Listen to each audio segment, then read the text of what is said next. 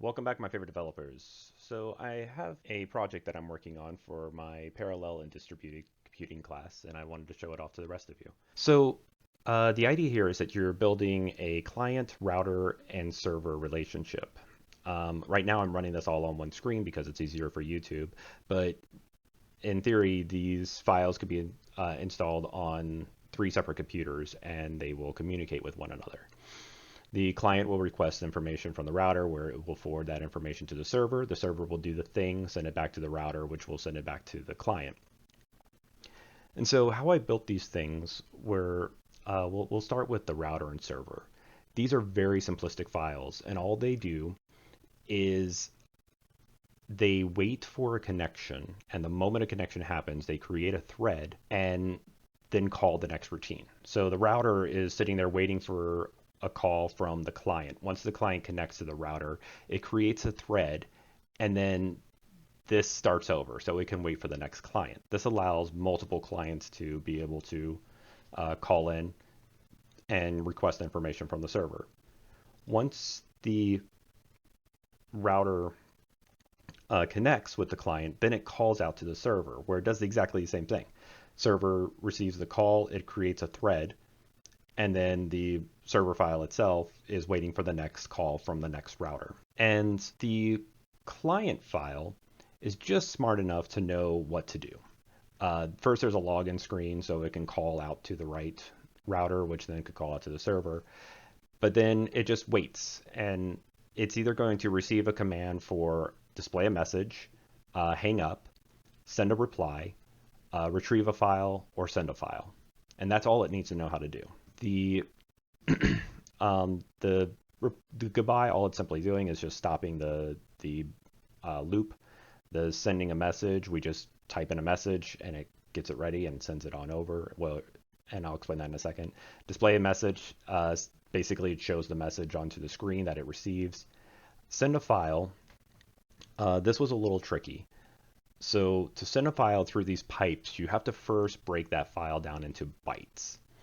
And so that's the first part of my step is I have to convert it all into bytes. And then I have to send first the file name over as bytes, and then I can send the file as bytes. And retrieving a file for both the client and the other sides is kind of the reverse of that. You're receiving in all these bytes, and then it has to run through a stream to rebuild that file back together. That's pretty much the only way that you could send it through these kind of bytes, or at least that's the only way that I could figure out how to send it through these kind of bytes. So yeah, it's just smart enough to know how to do those few things. The router is also just smart enough to pass messages basically back and forth. So what's going to happen here is the server is going to tell the router, I am sending a message. The router then says, client, you're about to receive a message, where the client says, okay, go ahead. And the router says, okay, go ahead to the server. And then the server sends the message over.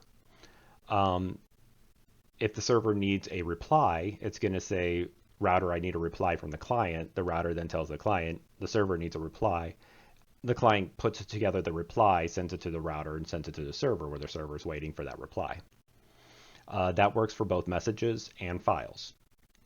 So with a file, the server will say to the router, I'm about to send a file. The router will say to the client, you're about to receive a file. Client will say back to the router, okay, go ahead. Router will tell the server, okay, go ahead. And then the file will then get sent to the router, which will then get sent to the client. There's a lot of handshaking going on, but that's to make sure that nothing is out of sync with one another.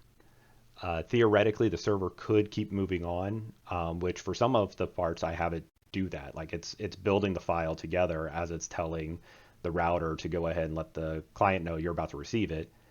So by the time the client gets the information back to the server, hopefully most of that file is either built or that file is already built and ready to go. It's just waiting for that reply from the client to say, okay, here you go.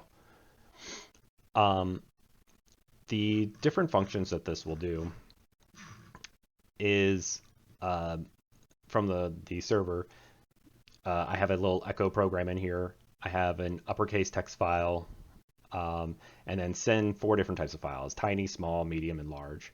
And then, of course, hang up. Um, and so let's see this in action. All right, so start this in any order. Uh, you could start the server or the router or the client in any order. It doesn't matter. But before the client can call, the router and the server do have to be online. So I just always start from right to left.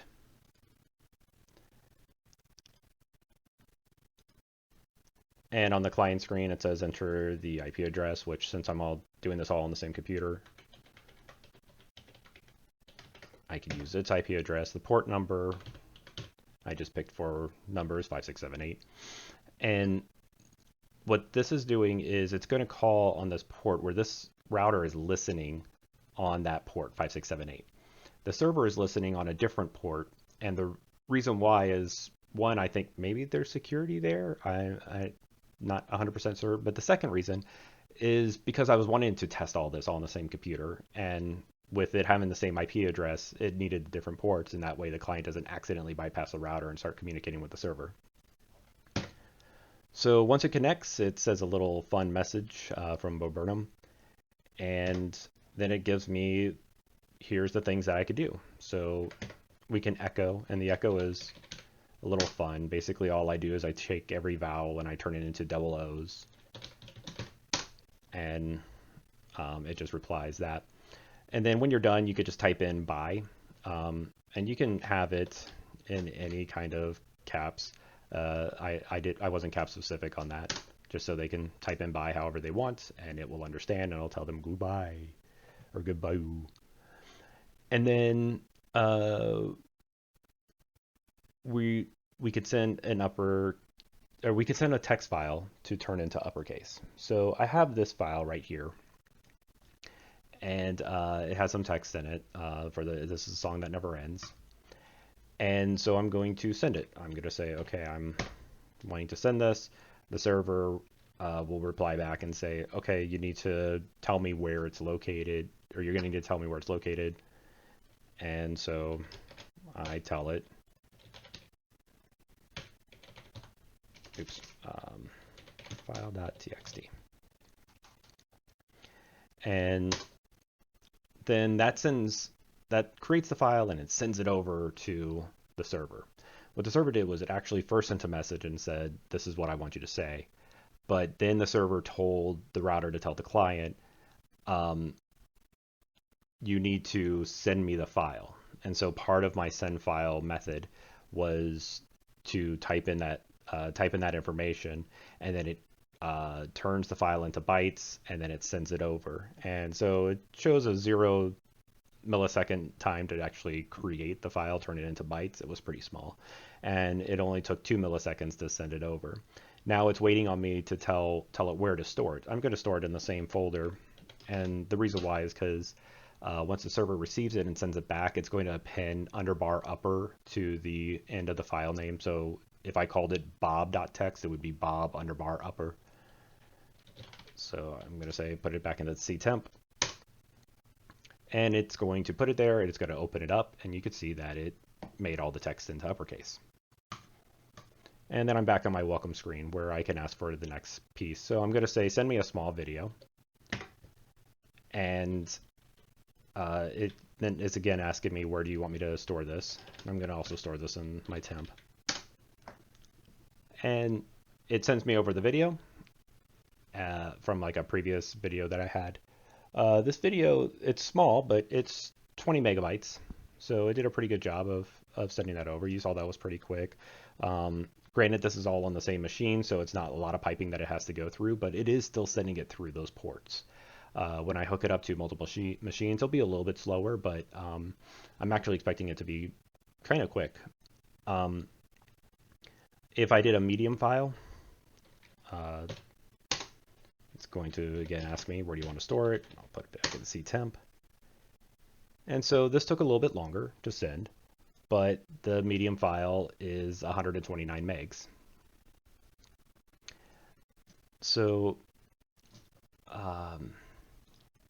my timestamps here are showing that it took 293 milliseconds to actually receive the file, and then 426 milliseconds to convert the file. So that conversion process is a bit of where my time chunk is going.